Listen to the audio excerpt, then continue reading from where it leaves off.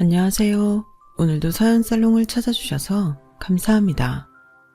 나의 60의 재능을 발견하고 돈 버는 재미에 빠져있는 여성입니다. 남편이 벌어다 준 돈은 앉아서 받고 자식이 벌어다 준 돈은 서서 받는다고 하잖아요. 그런데 저는 결혼 생활 38년 동안 단 한 번도 마음 편하게 남편 돈을 받아본 적이 없어요. 그렇다고 제가 하는 일 없이 놀기만 한 것도 아니고 자식 키우고 집안일 하는 틈틈이 벌어서 살림에 보태가며 살았는데도 말이죠. 요즘 젊은 사람들은 살림도 육아도 부부가 반반한다는데 제 또래들만 해도 그렇게 사는 사람은 본 적이 없어요. 그저 모든 걸 여자가 독박을 쓰고 살아왔죠. 내 어머니가 그랬고 어머니의 어머니가 그렇게 사신 탓이었어요. 그러다 우리 아들이 장가를 가면서 며느리를 들였는데 얘가 아주 물건이지 뭡니까? 시부모 눈치 보는 것도 없고 할 말 따박따박 하는데 처음엔 참 얄밉더라고요. 그런데 뭐랄까 가만 보니까 걔 사는 모습이 마냥 밉지만은 않더라는 거예요. 오히려 부러웠어요.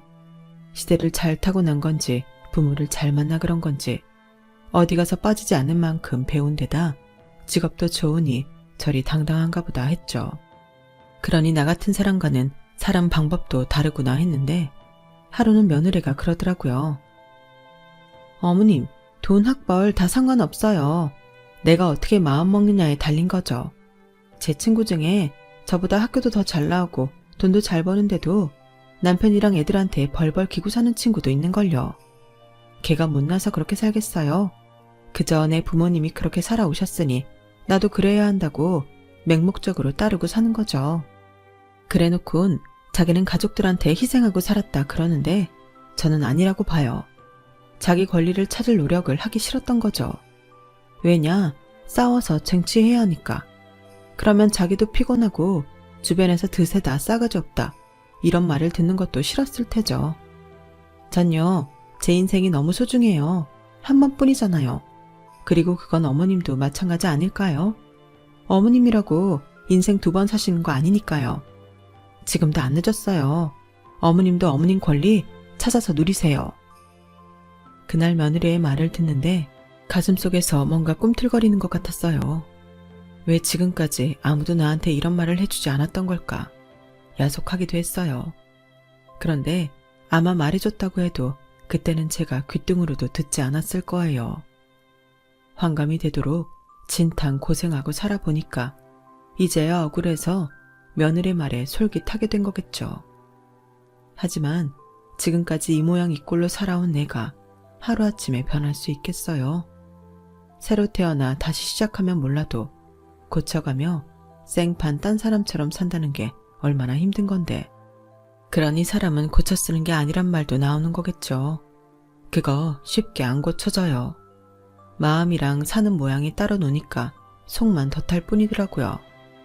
그런데 이놈의 남편놈이 기어이 제 속에 기름통을 붓지 뭡니까?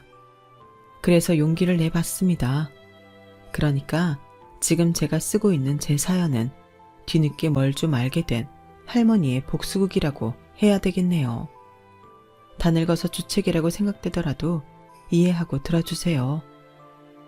저는 22에 중매로 결혼을 했어요. 말이 그렇다는 거고 실상은 돈에 팔려온 거나 마찬가지였죠. 제 친정이 찢어지게 가난했거든요. 그렇다고 시댁이 대단히 잘 살았던 건 아니고 소 팔고 쌀 팔아서 자식들 대학 공부까지 시킬 능력 정도는 되는 집이었어요. 그 정도면 뭐 제 친정에 비하면 재벌급이었지만요.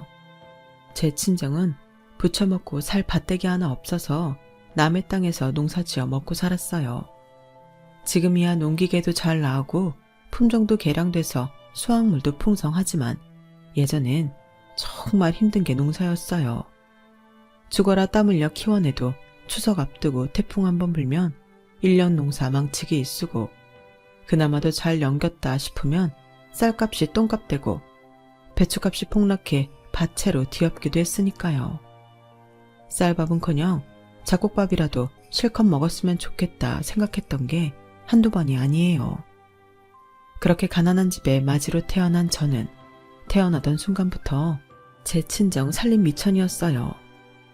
날 때부터 병약했던 남동생 때문에 없는 살림에 약값까지 들여야 했던 부모님은 늘 돈에 쪼들리셨고, 그런 부모님이 안쓰러워 저는 일찍부터 한 사람 몫을 다하며 농사일을 거들었어요. 고등학교까지 나온 것도 기적이었죠. 그러다 고등학교 졸업하고 읍에 있는 조합에서 직장 생활을 시작했는데, 그때 저희 부서 과장님 눈에 들어서 선자리에 나가게 되었어요. 저희 집 사정을 잘 아는 분이어서 평소에도 이런저런 도움을 많이 주셨는데, 그래서 거절할 수가 없었어요. 미쓰리, 내가 살아보니까 말이야, 결혼은 자고로 조건 보고 하는 게 답이더라. 요즘 젊은 사람들 사랑 찾아서 연애 결혼들 하는데 모르는 소리지. 사랑? 그딴 거 금세 식어. 평생 살 사람인데 그깟 몇 년짜리 사랑 보고 하는 게 말이 되냐고. 내가 미쓰리 사정 다 아니까 특별히 신경 써서 마련한 자리야. 미쓰리 집에도 도움이 되는 혼처니까 잘해봐. 당시 남편은 서울에서 대학을 졸업하고 은행에 다니고 있었는데, 천성이 심약하고 소심한 사람이라 그 나이 먹도록 연애 한번 못 해본 사람이었어요. 시동생한테 얘기를 들어보니 어릴 때부터 친구들 가방은 죄다 들어주고 다니고 허구한 날 용돈도 뺏기고 그렇게 살았다고 하더군요. 시어머니가 어디 가서 점을 봤더니 없는 집 처녀를 데려다 며느리 삼으면 큰아들이 잘 될 거라고 했다네요. 없는 집에서 왔으니 지 처지 잘 알 테고, 데려올 때 친정에 땅이라도 조금 사주면 지 서방을 하늘처럼 떠받들고 살 거라나요? 제 남편은 여자가 집에서 떠받들어 줘야 밖에서도 일이 풀리고 어깨 편은 사주라고 했다는데, 뭐 살아보니 썩 틀린 말은 아닌 것 같더라고요. 아무튼 그런 이유로 저는 남편과 선을 본 지 반년도 안 돼서 식을 올렸어요. 제가 시집 올 때 혼수는커녕 수저 세트 하나 변변히 해올 수 없는 형편이었는데도 시댁에선 저희 집에 밭을 사주셨어요. 손바닥만한 거였지만 그래도 태어나 처음 내 땅을 갖게 된 저희 아버지는 사돈지간임에도 불구하고 바닥에 엎드려 절을 했다더군요. 그거야 제가 본 게 아니니까 다 믿을 수 없지만 시어머니 말로는 그러더군요. 어찌됐던 혼수도 못해가는 주제에 밥까지 받고 한 결혼이라 저는 시작부터 시댁에 납작 엎드려 살았어요. 그러라고 제 친정에 밭을 사준 거였겠지만 그때는 일단 고마운 게 우선이었죠. 서울은 말로만 들었지 한 번도 가본 적 없던 저는 신혼살림을 봉천동에서 시작하게 되었어요. 지금이야 서울 시내 집값이 다 비싸지만 그때만 해도 봉천동은 못 사는 사람들이 많이 사는 동네였는데도 저한테는 신천지 같았어요. 방 한 칸에 부엌 달린 집이었는데 화장실은 밖에 있는 데다 공용으로 사용하는 거라서 아침 시간엔 서두르지 않으면 볼일도 못 보고 참아야 했어요. 수도가는 또 어떻고요. 밥 때 되면 서로 수도꼭지 차지하려고 난리도 아니었어요. 그래도 그런 집에서 지지고 볶고 살면서도 아들을 가졌고 돈도 모아서 신촌 근소로 이사도 했어요. 서울에 뿌리가 없어서 그랬는가 몰라도 이사 참 많이 다녔습니다. 지금은 포장이사하면 업체에서 다 알아서 해주지만 그때는 그런 게 있나요? 우리가 직접 짐 싸고 같이 나르고 하면서 옮기는 거죠. 그나마 거리가 가까우면 려카 빌려다 남편이랑 둘이 나르기도 했어요. 요즘 애들이 들으면 기함을 토할 일이죠. 얼마 안 되는 남편 월급 아껴가며 살림하고 애 키우고 동네 아줌마들한테 부탁해 소일거리 받아다 집에서 부업도 하면서 하루 24시간이 모자랄 정도로 빡빡하게 살았네요. 그러니 친정 나들이는 꿈도 못 꿨죠. 시집 오고 10년이 넘도록 친정집엔 가본 적도 없어요. 저는 미안해서 친정 나들이는 꿈도 못 꿨고 남편은 애초에 저희 집을 처가로 생각지도 않는 사람이었어요. 시어머니는 더 말할 것도 없고요. 너한테 볼 게 사주 하나밖에 더 있냐? 내 아들 길하게 해주는 사주 아니었으면 언감생심 네가 어떻게 우리 집에 들어와? 그러니 넌 평생 내 아들한테 고마운 줄 알고 살아라. 다 굶어 죽게 된 지 구석 부쳐먹고 살 땅도 주지 않았더냐? 늘상 돈 주고 사온 노비대하듯 하는 통에 시댁 식구들 앞에 서면 나도 모르게 고개부터 숙여졌어요. 그놈의 땅. 뭐 없는 살림엔 가뭄 중에 만난 담비 같은 거죠. 그 땅으로 농사도 지었고 그걸로 병약한 제 동생 약값도 했으니까요. 하지만 친정엄마 목숨을 앗아간 땅이기도 했어요. 삼복 더위에 밭에 나가 일을 하시던 친정엄마가 땡볕에 쓰러져 사흘 만에 세상을 떠나셨거든요. 결혼하고 3년 만에 들려온 비보에 억장이 무너지는 것 같았어요. 장례를 치르러 고향에 내려가 보니 옆집 순덕이 엄마가 그러대요. 네 엄마 밭에 나갈 때마다 그렇게 울었다. 딸 팔아 받은 땅이라고 이 땅만 보면 억장이 무너진다나. 거기서 난 감자며 고추 따서 네 동생 약해 먹이고 그랬다만 결국 그 땅이 네 엄마 잡아먹은 거지. 그 땅 일구면서 네 엄마 속은 썩어 문드러졌다. 에휴, 오늘도 봐라. 장모 상 치르는데도 네 서방 콧배기도 안 보이는 거. 아무리 회사 일이 바빠도 그렇지 어떻게 장모 장례 치르는데도 안 온다니? 어쩜 그렇게 인정머리가 없어. 순덕이 아줌마 말이 100번 1000번 옳았어요. 남편도 그렇고 시댁 식구들도 그렇고 하나같이 인정머리라고는 손톱만큼도 없는 인간들이었으니까요. 친정엄마 상 치르러 고향에 가겠다니까 시어머니가 대뜸 그러시대요. 가긴 어디를 가? 너 제정신이냐? 둘째 혼사도 얼마 안 남았는데 잡기라도 붙으면 어쩌려고 거길 간다는 거야? 쓸데없는 소리 말고 집에 붙어있어. 어머님, 다른 사람도 아니고 제 친정 어머니 장례예요. 어떻게 자식된 도리로 안 가봐요? 정 싫다 하시면 그 이는 두고 저 혼자 다녀올게요. 얘, 지금 무슨 소리를 하는 게냐?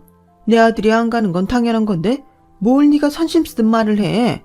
그리고 네가 가면 내 아들 밥은 누가 차려주냐? 죽은 네 애미 때문에 멀쩡히 살아있는 내 아들 굶길 생각이야? 말도 안 되는 소리 말아라. 시어머니는 저도 못 보내준다고 길길이 날뛰셨지만 몇 시간을 울며불며 사정한 끝에 저만 친정에 내려갈 수 있었어요. 친정엄마 상을 치르고 몇 년 안 돼서 동생마저 세상을 떠나고 결국 친정엔 아버지 혼자 남게 되었지만 딸 자식으로서 제가 해드릴 수 있는 건 없었어요. 그저 가끔 문안 인사차 전화드리는 것 외에는요. 그러는 사이 시간은 흘러 새천년을 몇 년 앞둔 어느 날 또다시 들려온 친정 아버지의 부고에 제 가슴에는 한 번 더 대못이 박히게 되었네요. 이번엔 집안엔 혼사가 있는 것도 아니니 당연히 저랑 같이 상을 치러줄 줄 알았던 남편이 대뜸 이러지 뭐예요. 아, 장인 하필 이럴 때 돌아가셔선 장례를 꼭 치러야 돼. 당신도 알다시피 IMF로 다들 힘든 상황인데 상 치른다고 올 사람이 누가 있겠어? 그리고 요즘 나도 인수합병이다 뭐다 해서 자리 비울 수가 없다고. 안 그래도 인원 감축 때문에 까딱했다간 회사에서 쫓겨날 판인데 어떻게 잘 비워. 그냥 동네 사람들한테 화장이나 해달라고 그래.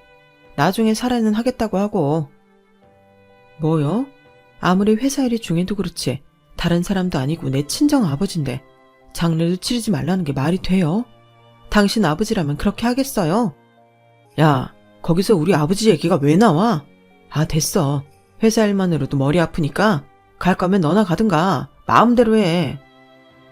결국 이번에도 남편은 제 부모님 장례에 참석하지 않았어요. 애초에 장인으로 생각도 않는 사람이었으니 당연한 일인지도 모르죠. 장례를 치르러 친정에 내려가야 해서 시어머니한테 남편과 우리 아들 밥 좀 챙겨달라 부탁을 했더니 시어머니도 그러시대요. 없는 살림에 장례는 뭐하러 치러? 화장해서 강이든 들이든 뿌리면 그만이지. 어차피 사람은 죽으면 자연으로 가는 거 아니겠냐?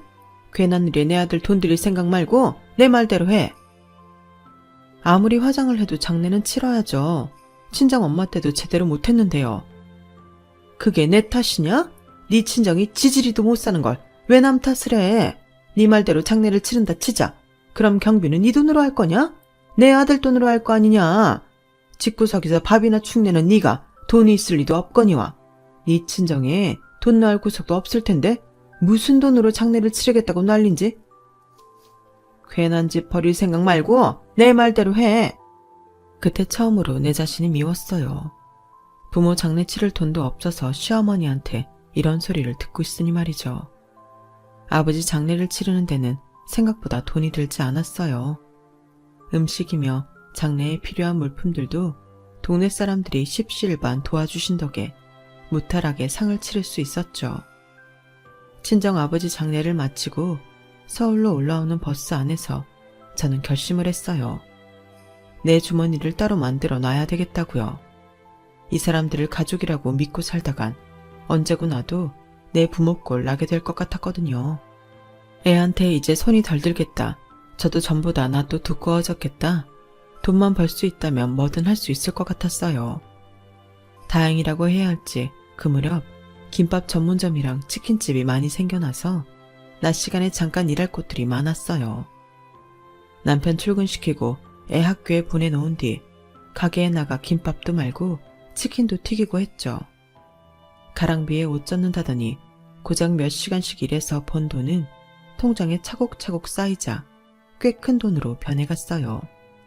그걸로 애 학원도 보내고 남편 구두도 바꿔주고 평소에 남편 눈치 보여서 못 샀던 화장품이며 속옷도 사쓰고 그랬죠. 남편 돈 쓸 때는 그렇게 눈치가 보이더니 내가 번 돈으로 쓰려니 세상 마음이 편하더라고요. 그렇게 부수입으로 쏠쏠한 재미를 누리다 보니 욕심이 나기 시작했어요. 제가 일하던 김밥집 사장님이 알바 말고 주방에서 풀타임으로 일해보면 어떻겠냐고 말씀해 주신 덕분이었죠. 아주머니 음식 솜씨가 좋으셔서 주방을 맡겨도 되겠더라고요. 집안 살림을 하셔야 하니까 시간도 맞춰드릴게요. 어떠세요? 해보실래요? 제 상황을 고려해서 아침 10시부터 6시까지 일하고 한 달에 120만 원을 주겠다더군요. 저한테는 더없이 좋은 조건이었어요. 그래서 남편한테 말을 꺼내봤는데 무슨 소리야? 우리 엄마한테 얘기 못 들었어? 무슨 얘기요? 난 아무 말도 못 들었는데. 아버지 말이야. 아무래도 병원에 입원하셔야 될 것 같아. 수술 받아도 한동안 병원 생활 해야 할 것 같더라고. 그럼 당신이 가서 간병해야지. 아니, 그런 걸 나한테 말도 안 하고 결정해요. 내가 간병하겠다고 하지도 않았는데. 그럼 누가 해? 이 집에서 놀고 먹는 게 당신밖에 더 있어? 괜히 쓸데없는 소리해서 엄마 신기 거스르지 말고 당신이 먼저 하겠다고 전화 드려. 이제야 내 생활에도 여유가 생기나 했더니 지들 멋대로 나를 부리려 들더라고요. 하도 얄미워서 시어머니가 말 꺼내기 전까지 연락도 않고 있었어요. 그랬더니 시어머니가 먼저 전화를 했더라고요. 살다 보니 너도 쓸 데가 있긴 하구나. 내일부터 병원에 가서 이 시아버지 간병 좀 해라. 네 남편이랑 애는 내가 밥 챙겨 먹일 테니 집에 올 거 없이 거기서 지내고 청소랑 빨래는 한가한 낮 시간에 와서 해놓고 가면 되잖니. 어머님, 아무리 그래도 그렇지 어떻게 제가 아버님이랑 한 병실에서 생활을 해요. 그러지 말고 잠은 어머님이 병실에서 주무시고 제가 틈틈이 가면 안 될까요? 뭐?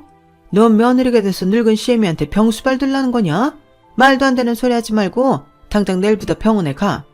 너 시애비 병수발 들라 한다고 야속다 생각하는 모양인데 다른 사람들은 몰라도 네가 그러면 안 되지. 네가 시집 올 때 우리가 얼마를 들였는지 알기나 해. 평생 돈값도 못하고 살던 거 이참에 한번 써보나 했더니 뭔 말이 그렇게 많아. 그놈의 지긋지긋한 땅 얘기. 하지만 그 연병할 땅 팔아서 우리 아버지 묘자리로 썼으니 저도 더는 할 말이 없었어요. 한동안 시아버지 병수발 하느라 병원에서 지내다 보니 이게 꼭 육아랑 같다는 생각이 들더라고요. 매일 반복되는 일상에 편히 잠도 잘 수 없고 누가 대신해주지 않는다는 걸 보면 말이죠. 간병을 하다가 아버님 점심 식사를 챙기고 나선 집으로 달려가 빨래며 청소를 해댔어요. 어머님이 식구들 밥만 챙겨주시고 살림은 아무것도 안 해주셔서 냉장고 채우는 것도 제 일이었죠. 그 바쁜 와중에 병원에서 먹을 반찬 몇 가지 후딱 하고 나면 바로 아버님 저녁 챙겨드릴 시간이 돌아왔어요. 발바닥에 땀나도록 뛰어다니다 보니 하루가 다르게 몸이 축 나더라고요. 온몸에 파스를 붙이고 밤마다 끙끙 앓으며 잠들다 보니 아픈 사람이 시아버지인지 난지 구분이 안 가더라고요. 가끔 주말에 시동생 내외가 와서 1시간 정도 떠들고 가곤 했는데 이것들이 올 때마다 그렇게 트집을 잡지 뭐예요. 형님, 전에 제가 사온 과일은 다 어디 갔어요? 그거 아버님 드시라고 사온 건데 형님이 다 드신 거예요? 일부러 백화점에서 비싸게 주고 산 건데. 거참, 한 달 전쯤에 오렌지랑 멜론 한 통 사와 놓고 그걸 지금 와서 찾네요. 동서, 그게 언제적 일인데 그래. 한 달도 더 됐어. 먹어도 진작 다 먹었지. 그리고 나 과일 안 좋아해서 다 아버님 드렸으니까 내 입에 들어갔을까봐 걱정할 필요 없어. 어머 형님, 말 참 이상하게 하신다. 지금 내가 자주 안 온다고 타박하는 거예요?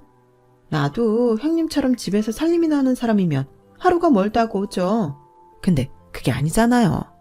누구랑 달리 밖에서 일하고 살림까지 하는데 어떻게 시간이 나겠어요? 하긴 직장 생활이 뭔지도 모르는 형님이 워킹맘의 고충을 알 리가 없지. 동서, 나도 결혼 전에 직장 생활 다 해본 사람이야. 그리고 병원 들어오기 전까지도 김밥집에 나가 일했다고. 형님, 김밥집에서 김밥집 말았다고 그것도 직장 생활이라고 자랑하는 거예요? 아, 웃겨서 눈물이 다 나네. 동서의 조롱에 씩씩거리고 열을 내는데 시동생이 둘 다 그만하라고 한 소리 하더군요. 근데 그게 더 열받더라고요. 중재를 하려거든 지 와이프가 헛소리하기 전에 말릴 것이지 왜 내가 말하려는데 그만하래요? 하여간 얄밉게 노는 게 둘이 똑같았어요. 그리고 제일 미운 건 시아버지였죠. 옆에 붙어서 간병하는 저한테는 그렇게 짜증도 내고 종부리듯 하시더니 가끔 얼굴 비추는 동서한테는 그렇게 살갑게 대하시는 거예요.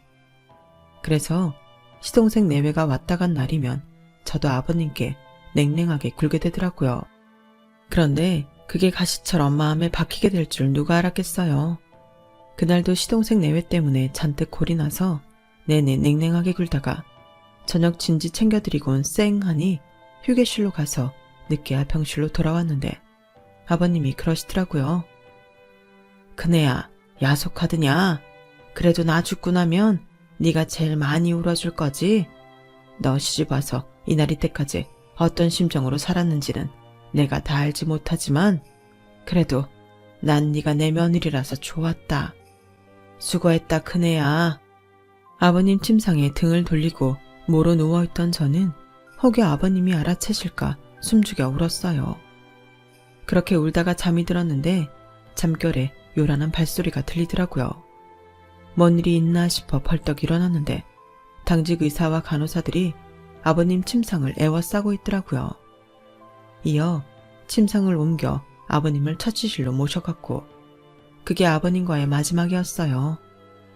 마지막 아버님 유언처럼 저는 장례식장에서 제일 많이 울었어요. 그러자 시어머니가 저를 끌고 주방으로 데려가 그러시더군요. 너 지금 나한테 시위하냐? 네가 그렇게 청승 떨며 울어대니까 사람들이 무슨 사연이라도 있는 줄 알잖아. 이 시애비 간병 좀 시켰다고? 너 지금 사람들 앞에서 생색내려고 이러는 거지? 아이고 곰인 줄 알았더니 네가 아주 불려오였구나. 당장 눈물 그치지 못해. 한 번만 더 눈물 뺐다간 가만 안 둘 줄 알아. 슬퍼서 우는 것도 마음대로 못하게 했던 시어머니는 저를 그렇게 잡아놓고는 사람들 앞에선 한없이 처량하게 우는 척을 하셨어요. 정말 소름 끼치게 역겹더라고요.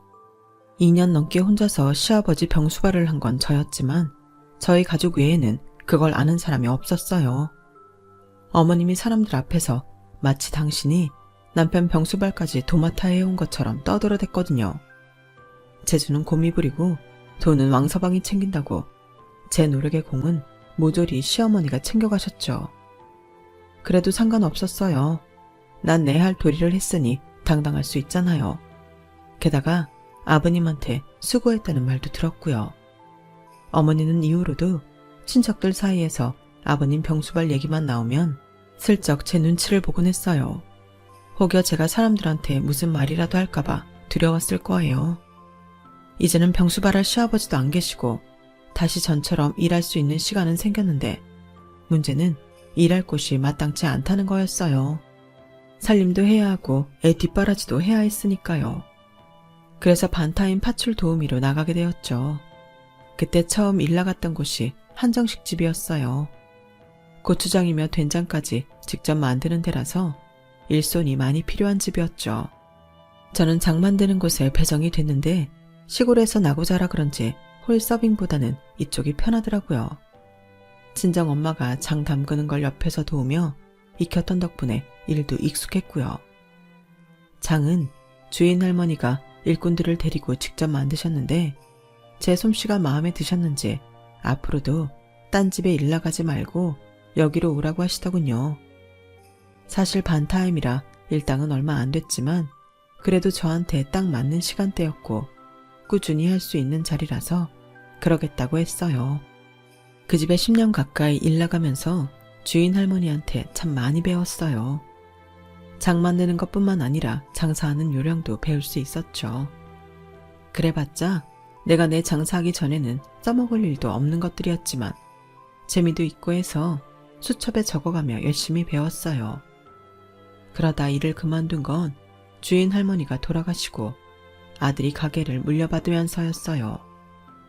장사도 잘 되는 가게였는데 작자가 나서자 홀랑 팔아버리더라고요. 그 바람에 일하던 사람들은 하루아침에 실직자가 되었죠.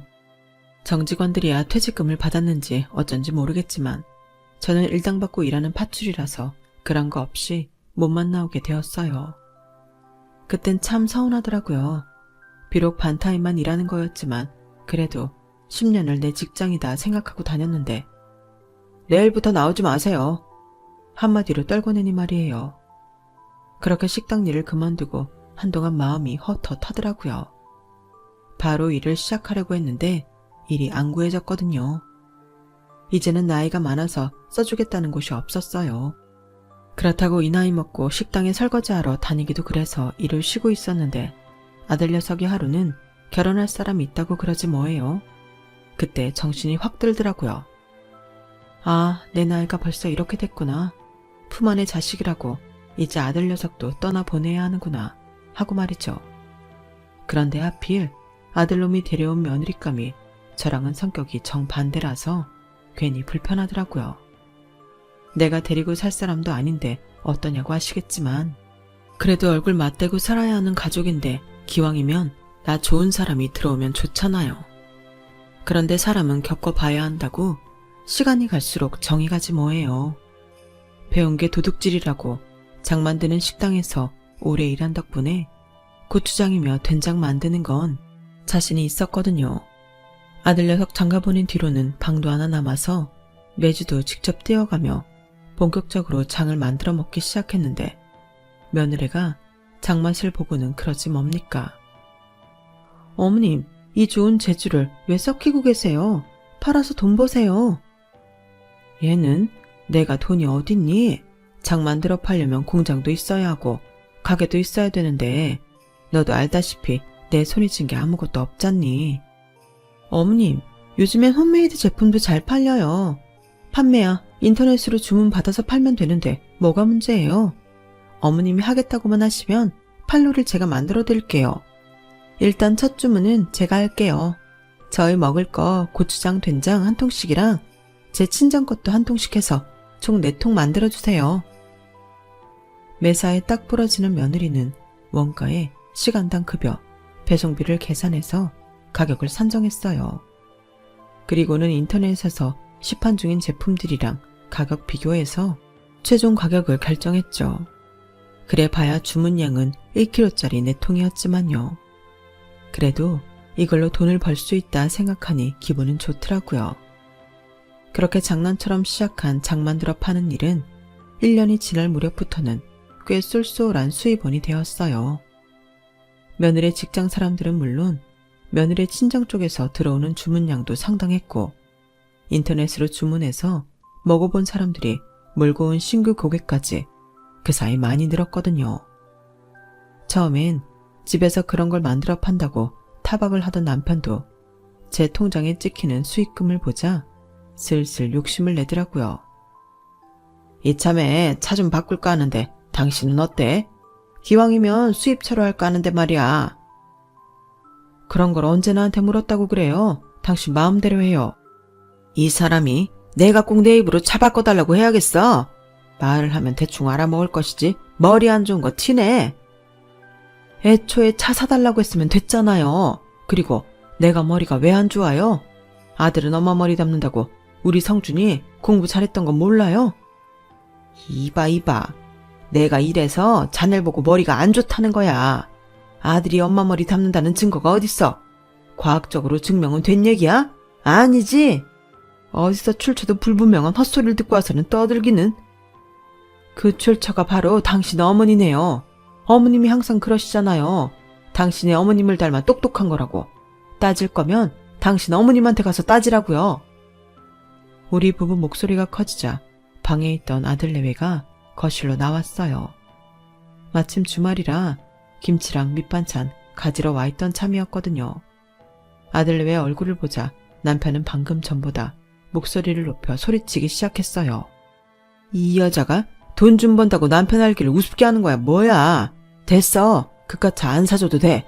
대신 앞으로 내 집에서 냄새 피우면 장 담글 생각 꿈도 꾸지 마. 쥐뿔도 없는 거 데리고 살아줬더니 어디서 까불어. 너 시집 올 때 우리 집에서 땅 사줬던 거 기억나지? 따지고 보면 넌 네 부모가 땅 받고 우리 집에 판 거나 마찬가지야. 그런데 감히 주인 앞에서 고개 빳빳이 들고 대들어? 배은망덕한 것 같으니라고. 순간 세게 뒤통수를 한 대 맞은 기분이었어요. 그건 아들 내외도 마찬가지인 것 같더군요. 특히 며느리는 충격을 크게 받았는지 입을 떡 벌리고는 경멸스러운 눈빛으로 제 시아버지를 쳐다봤어요. 그제야 남편도 자기가 말을 심하게 했다는 걸 깨달았는지 헛기침을 하며 슬쩍 제 눈치를 봤어요. 그러게 자네가 내 속을 긁지만 않았어도 이런 말까진 안 했잖아. 배고프니까 점심이나 차려. 남편은 은근슬쩍 넘어가려고 했어요. 하지만 그렇게 놔둘 수는 없었죠. 내가 왜 네 밥을 차려? 배고프면 네 손으로 차려서 처먹어. 배은망덕? 그건 내가 할 소리 아니냐? 내 친정에 밭대기 사준 걸로 지난 38년 동안 너랑 니네 식구들이 날 얼마나 부려쳐먹었냐. 그거 돈으로 환산하면 밭대기 수십 개 수백 개 사고는 남을 거다. 그리고 이 집이 어째서 네 집이냐? 너 밖에서 돈 버는 동안 나는 놀았더냐? 밥하고 빨래하고 청소하고 밖에 나가 돈도 벌었다 이놈아. 네 월급만으로 생활하고 애 학원 보내고 돈까지 모을 수 있었는 줄 알아? 우리 집 생활비는 다 내가 벌어서 충당한 지 오래다. 그렇게 안 했으면 이 집도 못 샀어. 그런데 왜 나를 돈 주고 사온 종년 취급을 하냐고. 말을 하다 보니 점점 더 악에 받쳐서 결국 눈물까지 쏟고 말았어요. 그러자 며느리가 휴지를 들고 와서는 제 등을 쓸어주더라고요. 마치 제 편이라는 걸 알려주는 것처럼요. 그래서 그동안 말 못하고 가슴에 담아두었던 그 말을 하고 말았어요. 이참에 해야 할 말은 해야겠네요. 우리 갈라섭시다. 나는 더 이상 이런 대접받으며 살기도 싫고 당신 얼굴도 보기 싫어요. 그러니 깔끔하게 끝내고 남남으로 살자고요. 그리고 헤어질 때는 내 몫의 재산 제대로 받고 끝낼 테니 계산이나 잘해두세요. 은행원 출신이니 돈 계산이야 잘하겠지. 아니 이 여자가 미쳤나? 누구 맘대로 이혼을 해. 이봐 당신 거기 안 서. 남편은 그제야 다급하게 저를 불러댔어요. 하지만 더는 남편과 말 섞기 싫어서 저는 그 길로 밖으로 나와버렸죠. 그렇다고 딱히 갈 곳도 없어서 동네 공원을 어슬렁거리고 있는데 시어머니가 전화를 했더라고요. 처음엔 남편한테 뭔 얘기를 들어서 전화를 했나 했더니 그건 아닌 것 같더라고요. 대뜸 요양원으로 오라고 하시길래 어차피 갈 곳도 없어서 어머님이 계시는 요양원으로 갔어요. 집에 들어가 옷이라도 갈아입고 갈까 하다가 그냥 말았어요. 못해도 일주일에 두어 번은 오가는 곳이라 딱히 차려입고 가지 않아도 되는 곳이었거든요. 어머님은 저를 보자마자 당신 할 말만 하셨어요. 나도 죽을 때가 다 됐나? 죽은 이 시아버지가 그렇게 꿈에 나타난다. 이제 나도 슬슬 준비를 해야겠어. 엊그저께 텔레비를 보니까 수입하는 집이 나오더라.